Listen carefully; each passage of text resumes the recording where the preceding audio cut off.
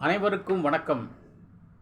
Gold medalist Hindi கைஷ் வழங்கும் கற்க கசடர நிகழ்ச்சிக்கு தங்களை வரவேற்பதில் பெருமகிழ்ச்சி அடைகின்றேன். सबको सादर प्रणाम. गोल्ड मेडलिस्ट हिंदी गाइश प्रस्तुति कर्क कसडर कार्यक्रम पर आप सबका हार्दिक स्वागत है.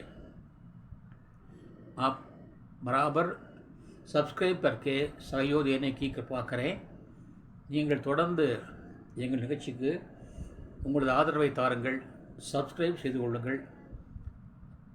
எங்களுக்கு ஆதரவு தருவதோடு மட்டுமல்லாமல் தங்களது கருத்துக்களை கமெண்ட்ஸில் எழுதி எங்களுக்கு புத்துணர்ச்சியை தருமாறு வேண்டிக் கொள்கின்றேன். आपसे प्रार्थना है कि आप जो हमें कमेंट्स दे रहे हैं वही हमारे लिए प्रेरणादायक रहेगी. इसलिए आपसे प्रार्थना है कि आप ये जो कार्यक्रम है उसका सप्रेस करें और अपने सब्सक्राइब करें और अपने दोस्तों को भी फैलावें, शेयर करें, बांटें. यही मेरा आपसे सविनय निवेदन है. कल हमने साहित्य के बारे में बात की थी. साहित्य की परिभाषा, साहित्य की लाभ, ये सब मैंने आपको बताया था. और अंत में कहा था साहित्य क्या है? वाक्यम रसात्मकम काव्यम.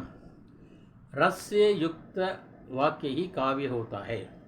जिस वाक्य में रस होता है उसे काव्य कहते हैं.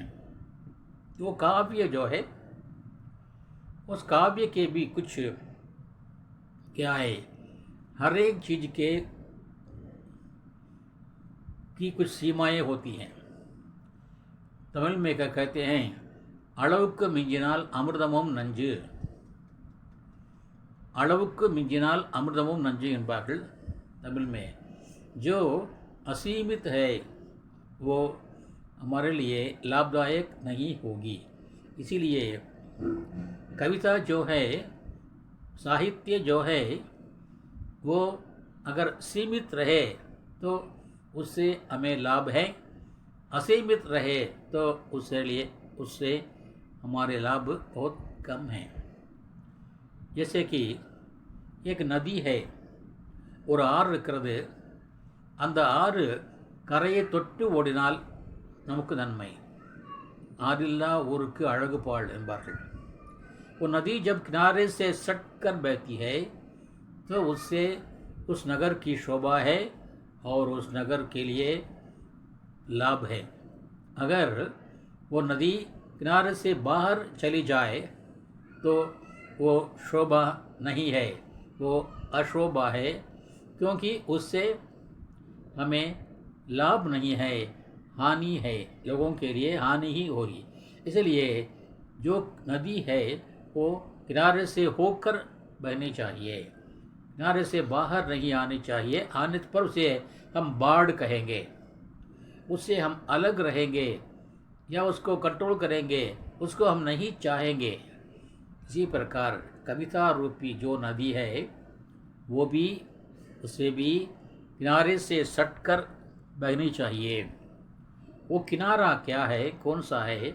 उसे ही छंद शास्त्र कहते हैं. छंद शास्त्र कहते हैं.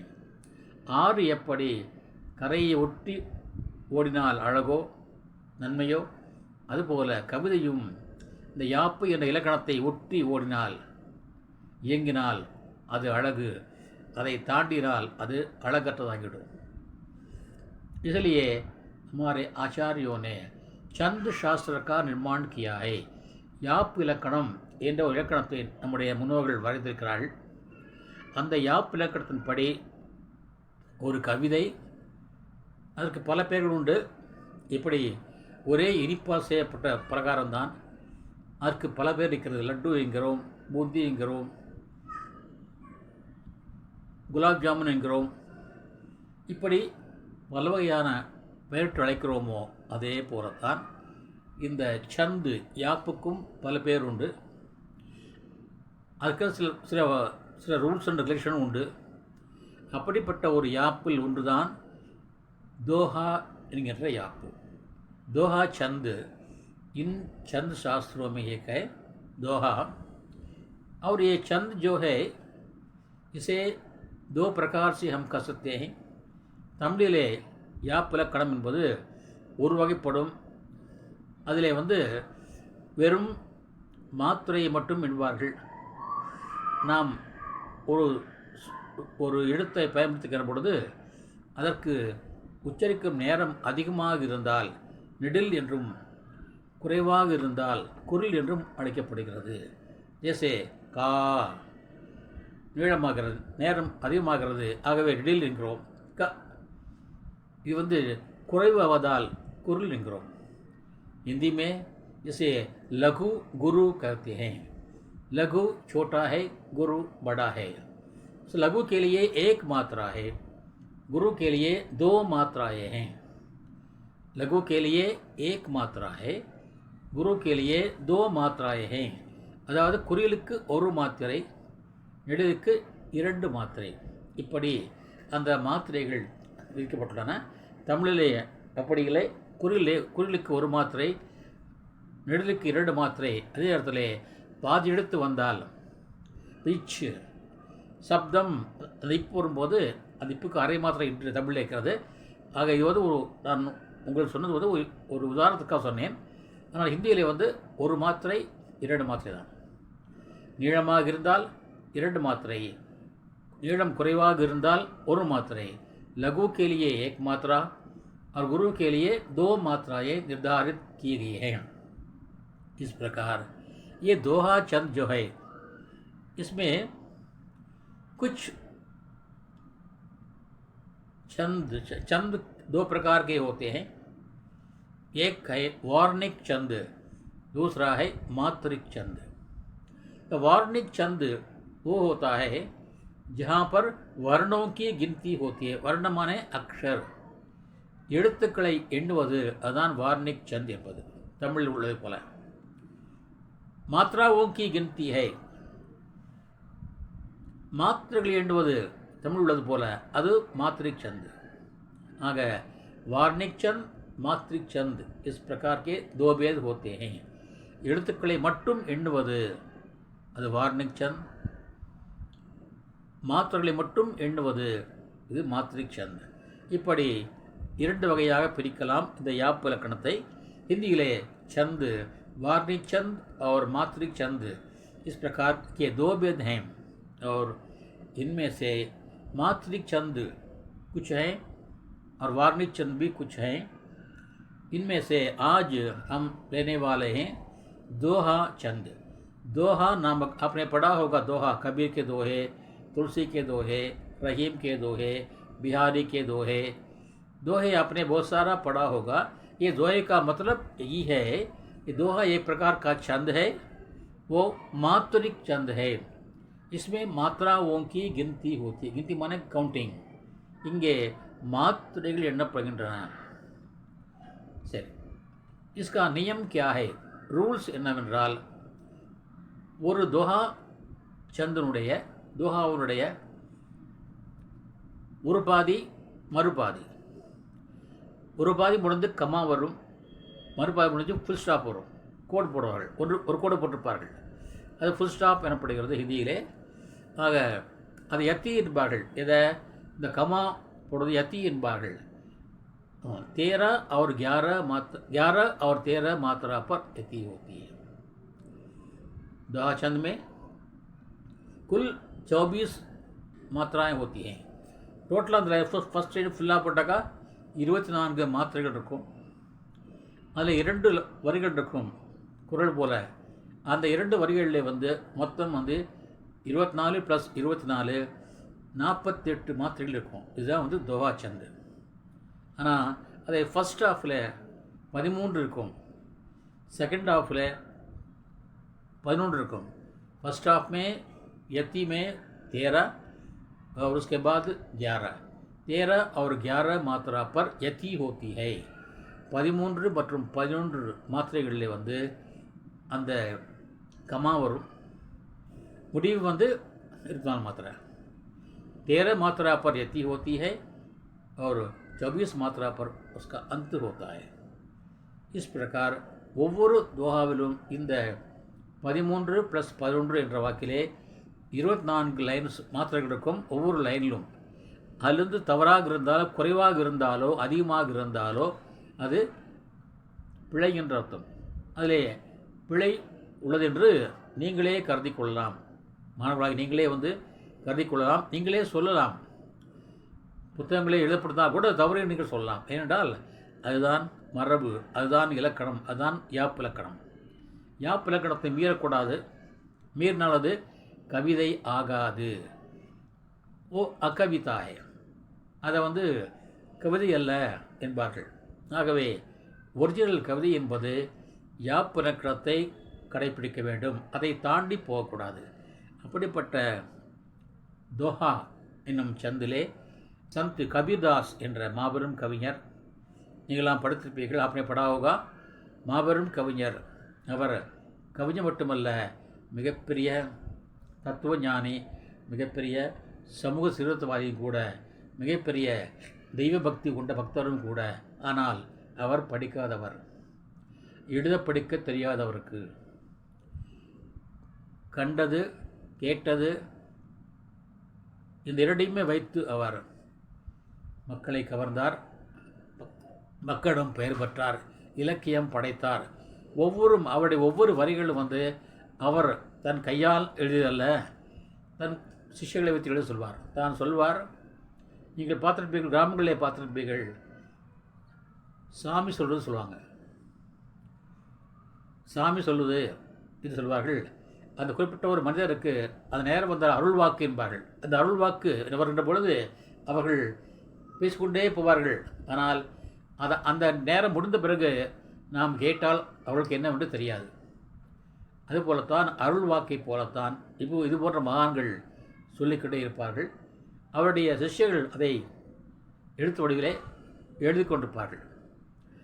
जो महान लोग होते हैं वो अपने दिल की बातों को ऐसे ही बोलते ही रहते हैं और बोलते और क्या होते हैं, वे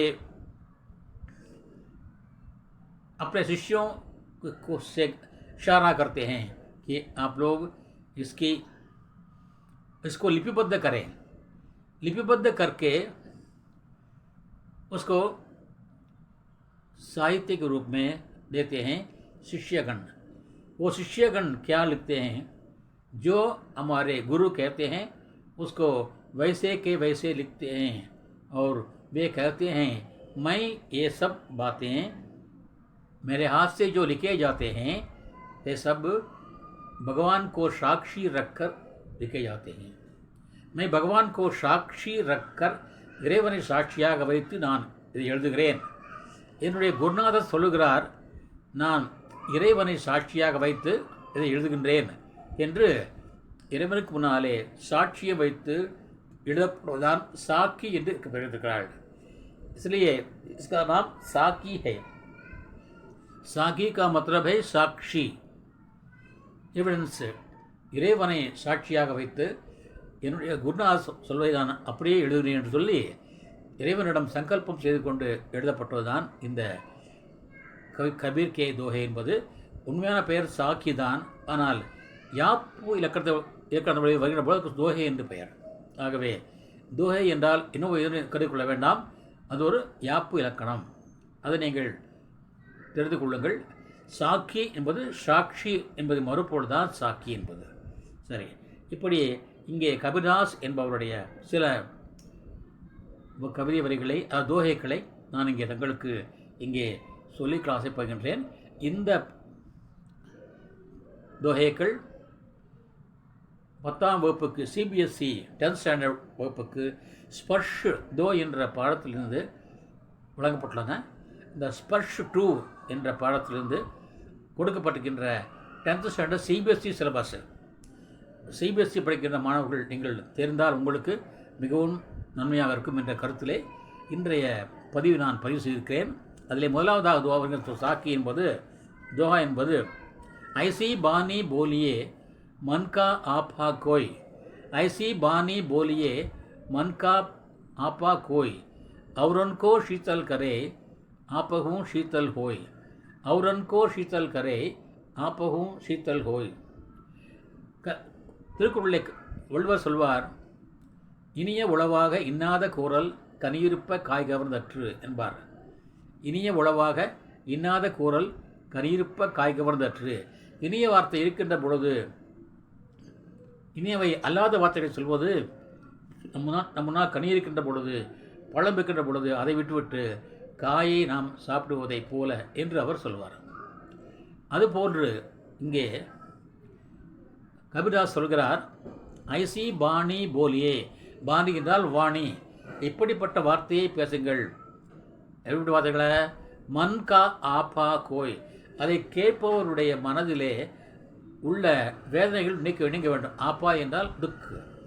நாம் பேசுகின்ற வார்த்தை மூலமாக அடுத்தவர், அதாவது நம்ம அதை கேட்கிறவருடைய மனதில் உள்ள வேதனைகளாம் நீங்க வேண்டும்.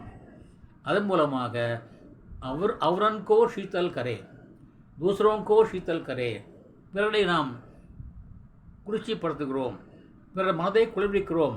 அதே நேரத்திலே தானும் குளிர்ந்து போகிறோம். வாலி அவர்கள் எழுதுவார், கவிஞர் வாலி அவர்கள் எங்கள் தெரிஞ்சிப்புகள், அழகென்ற விருந்தொன்று பரிமாறினேன், அழகென்ற விருந்தொன்று பரிமாறினேன், அதை பரிமாறும் நேரத்தில் பசியாறினேன் என்பார். அழகென்ற விருந்தொன்று பரிமாறினேன், அதை பரிமாறும் நேரத்தில் பசியாறினேன் என்று இது ஒரு வகையான, அதாவது சிருங்கார் விஷய தொகை என்றாலும் கூட அதிலே கருத்து இருக்கிறது, அதில் கருத்தினுடைய ஆழம் இருக்கிறது. ஒரு தாய் தன்னுடைய பிள்ளைகளுக்கு உணவை ஊட்டுகிறாள், வயிறார ஊட்டுகிறாள். ஊட்டுகின்ற பொழுது அவள் தனக்கிலே என்று கவலைப்பட மாட்டாள், தன்னுடைய குழந்தைகள் உண்டால் அவள் உண்ட மாதிரி. அதுபோலத்தான் இங்கே அடுத்தவர் மனதை குளிர்வித்தால் நமது மனம் குளிர்ந்துவிடும். இதான் சொல்கிறாங்க, அவரன்கோ ஷீத்தல் கரை தூசரோங்கே மன்கோ டண்டா கருத்தே அப்பன்கோ ஷீத்தல் ஹோய்.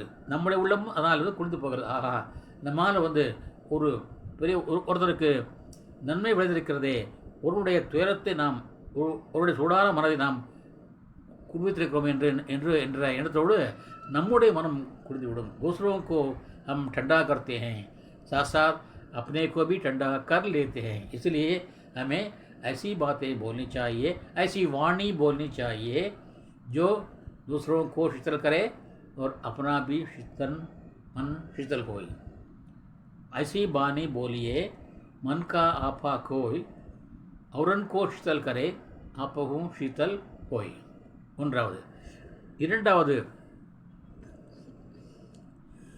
கஸ்தூரி குண்டலி பசை, கஸ்தூரி குண்டலி பசை மிருகடூண்டை வன்மாஹி, கஸ்தூரி குண்டலி பசை மிருகடூண்டை வன்மாஹி, ஐசி கட்டி கட்டி ராம் है दुनिया देखई नाही, ऐसी गटी गटी राम है दुनिया देखई नाही.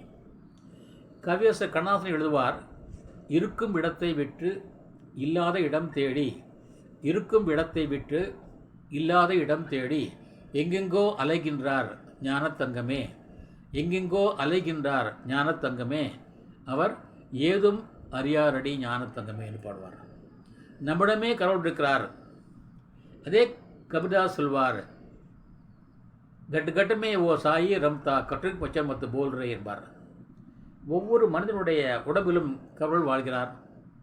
ஆகவே நீங்கள் யாரையும் திட்ட வேண்டாம், யார் மீதும் கசப்பான வார்த்தைகள் நீங்கள் பயன்படுத்த வேண்டாம் என்கிறார். இங்கே ஒரு மான் இருக்கிறது, கஸ்தூரி மான் ஒரு மான் இருக்கிறது. அது குளிர்ச்சியான மலைப்பகுதியை தவிர எங்குமே விளையாது. அது குறிப்பாக இந்தியாவில் மட்டும்தான் விளையும். பனிக்கட்டியால் சூழப்பட்ட அந்த பகுதியில் மட்டும்தான் அது வாழும். அந்த கஸ்தூரி மானுடைய ஆண்மான் பெண்மான் இரண்டு உண்டு. அந்த ஆண்மானுடைய தொப்புளுக்கு அருகிலே ஒரு பை இருக்கும். எப்படி ஆண்களுக்கு விந்து பை இருக்கிறது, அதுபோல் அந்த இந்த மானுக்கு கஸ்தூரி பை என்று தொப்புளுக்கு அடியில் இருக்கும். அதில் ஒரு திரவம் சுரந்து கொண்டே இருக்கும். அந்த திரவம் அப்படியே நல்ல ஹெல்த்தியான உள்ள மானாக இருந்தால் அந்த திரவம் தொப்புள் வழியாக வெளியே வந்துடும். அந்த அந்த அந்த பை ஃபில் ஆகி நிறைவடைந்து அந்த திரவம் வந்து வெளியே வரும். அது பயங்கர வாசனையாக இருக்கும். அது குழந்தைகளுக்கு கொடுத்தால் எல்லா வகையான நோய்களும் நீங்கிவிடும். அது பிறந்த குழந்தை கொடுத்தால் அந்த குழந்தைக்கு வாழ்நாள் முழுக்க நோயே வராது என்பார்கள். ஆகவே சில ஊர்களிலே இதை வந்து தானமாகவும் செய்கிறார்கள். கஸ்தூரியை வாங்கி ஏழை மக்களுக்கு, அனைத்து மக்களுக்கும், புதிதாக பிறந்த அன்று பிறந்த குழந்தைகளுக்கு தானமாக கொடுக்கிறவர்கள் இருக்கிறார்கள். எங்கள் ஊரில் இருக்கிறார்கள். நானே வாங்கியிருக்கிறேன், பிறருக்கு நான் வாங்கி கொடுத்துருக்கிறேன். அப்படிப்பட்ட மகான்களும் இருக்கிறார்கள். இந்த கஸ்தூரி மான் தனக்குள்ளே அந்த கஸ்தூரிப்பதை அறியாமல் அந்த மான் எப்பொழுதுமே எங்கே படுத்திருக்கோம்? புல் மீது படுத்திருக்கும். அந்த புல் மீது படுத்திருக்கிற பொழுது அந்த புல் மனம் வீசும். புல்லுக்கு மனம் ஏது? புல்லுக்கு மனம் ஏது? ஆனால் இங்கே புல்லுக்கு மனம் இருக்கிறது. ஆக மனமுள்ள புல் எங்கே என்று அது கஸ்தூரிமான் தேடிக்கொண்டே போமா. ஆனால் எங்கே போனாலும் அந்த புல் அந்த வாசனை இருக்கிறது. ஆனால் அந்த வாசனை தனக்குள்ளே இருந்து வருகின்றது தெரியாது. उसे ये मालूम नहीं है कि ये जो सुगंध जो है अपने शरीर में है, अपने पेट में है, अपनी नाभि की तैली में है, ये नहीं जानती वो कस्तूरिया किरण। वो क्या करता है? ढूंढता फिरता है। इसी प्रकार हर आदमी में, हर आदमी के, हर मानव के दिल में भगवान है। ஒவ்வொரு மனிதனுடைய உடம்பிலும் இறைவன் இருக்கிறார். ஆனால் அதை அறியாமல் மனிதன் ஊரூராக போகிறான். திருப்பதி போகிறான், காசி போகிறான், ராமேஸ்வரம் போகிறான், அங்கே போகிறான், இங்கே போகிறான். ஊரூராக சென்று இறைவனை தேடி போகின்றான். அவனுக்கு தன்னுள்ளே இருப்பதை அவன் அறியான். அதுபோலத்தான் கஸ்தூரிமானைப் போல மனிதனும் இறைவனை தேடிக்கொண்டு போகிறான். அது மடமை என்கிறார் கபீர்தாசர். கஸ்தூரி குண்டலி பசே. குண்டலி என்றால் தொப்புளுக்கு கீழ் உள்ள பகுதி குண்டலி என்பார்கள். குண்டலி யோகா என்பார்கள், கேள்விப்பட்டிருக்கலாம். கஸ்தூரி குண்டலி பசை மிருக் ந டேமான் டூண்டை வன் மாஹி வன்மே டூண்டுத்தாயே. மாஹி என்றால் மே, காட்டுக்குள்ளே தேடுகிறது. கஸ்தூரி குண்டலி பசை மிருக் டூண்டை வன் மாஹி ஐசி இஸ் பிரகார். இதே போலத்தான் கட்டி கட்டி ராம் ஹே. ஒவ்வொரு உடம்பிலும் ராமன் இருக்கிறான், கடவுள் இருக்கிறார். துனியா தேக்கை நாயி. உலகம் அதை பார்க்க மறுக்கிறது. ஆகவே மக்களே, நீங்கள் உங்களுக்குள்ளே இறைவன் இருக்கிறான், அதை நீங்கள் அறிந்து கொண்டு அதை கும்பிடுங்கள். ஜீவனுக்குள்ளே சிவம் புத்துது என்பார் திருமூலர். அதுபோல உங்களுக்குள்ளே இருக்கிறார் கடவுள். அடுத்ததாக சுக்கியா சப் சன்சார் ஹே காயே और सोए. सुखिया सब संसार है काये और सोए. दुखिया दास कबीर है ஜாகே அரு ரோயே. இந்த உலகம் சுயநலக்கார உலகம். இங்கே வாழ்கின்ற மக்கள் தன்னலம் மட்டுமே கருதுகிறார்கள், பிறநலம் கருத மாட்டார்கள். இது வந்து பொதுப்படையான விஷயம். கபிதாஸ் தான் பார்க்கிறார், இந்த மனிதர்கள் வந்து வெறும் சுவார்த்தி, தன்னலம் பார்க்கிறார்கள். என்ன செய்கிறார்கள்? அப்படி தான் வாழ்வது, நான் வகுப்பிலே சொல்வேன் அடிக்கடி, खाना पीना सोना और मर जाना जीवन ये नहीं है. வாழ்க்கை जीवन ये नहीं है कि खाना पीना और सोना और मर जाना. அதுவல்ல வாழ்க்கை. வாழ்க்கை என்பது பிறருக்கு உதவ வேண்டும், அதுதான் வாழ்க்கை. ஆக இந்த உலகம் சுகமாக தான் மட்டும் உண்டு, தான் மட்டும் அனைத்தையும் செய்து கொண்டு வாழ்கிறது. காலம் வரும்போது போகிறது. துக்கியா சப் சுக்கியா சப் சன்சார் ஹே. இந்த உலக மக்கள் சுகமாக இருக்கிறார்கள். காயே அரு சோயே, சாப்பிடுவது தூங்குவது. ஆனால் இப்படிப்பட்ட சுயநலமான ஒரு மக்களை பார்த்து நான் வேதனைப்படுகிறேன். கபீர்தாஸ் ஆகிய நான் வேதனைப்படுகிறேன். துக்கியா தாஸ் கபீர் ஹே. இந்த அடிமை, இதை பார்த்து நான் வருத்தப்படுகின்றேன். ஜாகே, இவளுக்காக நான் தூங்காமல் முடித்து கொண்டிருக்கிறேன். அவர் இவருடைய செயற்காக நான் அழுகிறேன். ஜாகே அரு ரோயே, நான் விடுத்து கொண்டிருக்கிறேன், அழுது கொண்டிருக்கிறேன். ஒரு வீட்டிலே பெற்றோர்கள் தன்னுடைய பிள்ளைகள் சரியாக இல்லாவிட்டால் தூங்க மாட்டார்கள். அதே நிறைய பேர் அழுது கொண்டிருப்பார்கள், வாழ்ந்து கொண்டிருப்பார்கள். அதுபோல இந்த உலகம் सुलभமாக स्वार्थ में पढ़कर खाता है, पीता है, सोता है और मरता है। इसको देखा देखी मैं बहुत रोता हूँ, बहुत दुखी होता हूँ, मुझे नींद नहीं आती है, நான் தூங்க மறுக்கிறேன், இதை இன்றி நான் வந்து அன்றாடம் कवலைப்படுகின்றேன் और अழுகிறேன், रोता हूँ। इस प्रकार जो साधु होते हैं वे दूसरों के लिए जीते हैं, अपने लिए नहीं। इस प्रकार यहाँ पर कबीरदास का संदेश है, हमें अपने लिए ना जीकर दूसरों के लिए जीना चाहिए। நாம் தனக்காக வாழாமல் பிறருக்காக வாழ வேண்டும், பிறர் துன்பங்கள் நீக்கின்ற செயல் நாம் செய்ய வேண்டும் என்கிறார்। सुखिया सब संसार है, खाए और सोए और मिस और दुखिया दास कबीर है, जागे और ரோயே। நான் கண்பிடிக்கிறேன், அழுகிறேன், அவர்கள் கண்மூடி தூங்குகிறார்கள், சுகமாக இருக்கிறார்கள், இதை வந்து நாம் நீக்க வேண்டும் என்கிறார்। और उसके बाद है निंदक नेड़ा राखिए, आंगन कुटी चवाए, बिन पानी साबन बिना निर्मल करे सुबाय। வள்ளுவர் சொல்வார், இடிப்பாறை இல்லா ஏமரா மன்னன் கெடுப்பார் இலானும் கெடும் என்பார்।